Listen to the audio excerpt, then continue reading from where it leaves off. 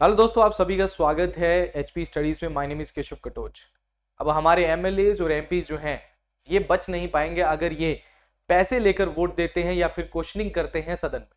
ये फैसला supreme court का अभी रिसेंटली जो है वो आया है और ये बहुत बिग डिसीजन है बाय द सुप्रीम कोर्ट, जिसने अपनी ही एक डिसीजन को ओवररूल करके ये एक नया डिसीजन जो है सुनाया। सुप्रीम कोर्ट के chief justice of India DY Chandrachud के अंडर ये 7 बेंच जो है जजेस का, इन्होंने ये फाइनल डिसीजन लिया है कि अगर कोई भी एमपी या फिर एमएलए पैसे लेकर अगर वोट देता है या फिर क्वेश्चनिंग करता है सदन में, तो उसको भ्रष्टाचार का मुकदमा जो है वो उसके ऊपर लगाया जा सकता है। और ये एक तरीके का बिग डिसीजन है आने वाली पॉलिटिक्स में। तो ये पूरा मामला है क्या, ये मैं आपको आज की वीडियो में जो है मैं बताऊंगा। देखिए, सबसे पहले सुप्रीम कोर्ट ने ये जो डिसीजन अभी लिया है ये 1998 का जो है वो डिसीजन है। पीवी नरसिम्हा राव केस जो आपका 1998 में, जिसमें सुप्रीम कोर्ट ने डिसीजन लिया था कि आर्टिकल 105(2) और article 194(2), 105 for the MPs, 194 for the state legislature, कि भाई जितने भी एमपीज और एमएलएज हैं वो सदन में अगर कोई भी बात बोलते हैं या फिर कुछ भी अगर अपना कोई भी वोट देते हैं, तो अगर उन्होंने उसके लिए पैसे भी लिए हैं, कुछ भी लिया है, तो उनके ऊपर कोई भी केस जो है वो मुकदमा सुप्रीम कोर्ट में या किसी भी कोर्ट में नहीं लगाया जा सकता। ये पीवी नरसिम्हा राव का केस जो है वो 1993 का है, जब नरसिम्हा राव प्राइम मिनिस्टर थे। तो उस टाइम पे उनकी सरकार गिराने के लिए कुछ एमपीज ने जो है वो पैसे लिए थे, तो उसके वही केस जो है वो पीवी नरसिम्हा राव केस में 1998 में डिसीजन जो है वो सुनाया गया था। ये दोबारा फिर से इसलिए जागरूक हुआ कि 2012 में जो आपने अभी झारखंड के पूर्व सीएम हेमंत सोरेन का नाम आपने सुना होगा, उनकी जो सिस्टर इन लॉ है सीता,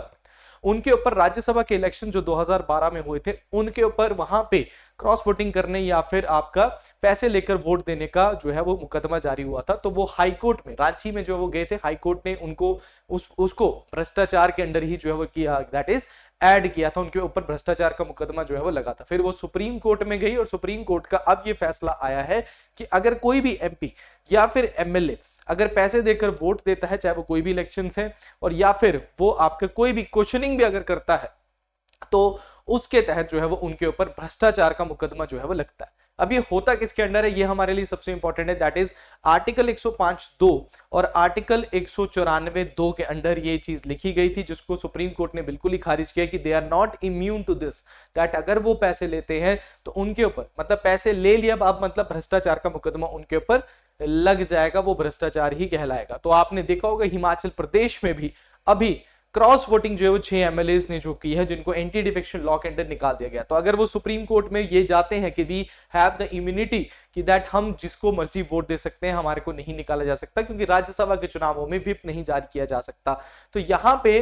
वो कोर्ट का दरवाजा भी जो खटखटाएंगे। तो अब ये बिग डिसीजन जो है वो सुप्रीम कोर्ट के द्वारा है, जो कि भारतीय पॉलिटिक्स में जो है वो एक बहुत बड़ा रोल जो है वो आने वाले कल में, आपने देखा होगा कि ये सुप्रीम कोर्ट ने कई सारे, जैसे इलेक्टोरल बॉन्ड से रिलेटेड जो है वो आपके डिसीजन जो है वो सुनाए गए हैं। चंडीगढ़ के मेयर के इलेक्शंस में भी आपके सुप्रीम कोर्ट ने इंटरवीन करके उसमें डिसीजन सुनाया है। और अब एक और नया आपने देखा decision, that is supreme court ने जिस तरीके से देश में जो एक भ्रष्टाचार बढ़ रहा है और देश में जो राजनीतिक चेंजेस आ रहे हैं उनको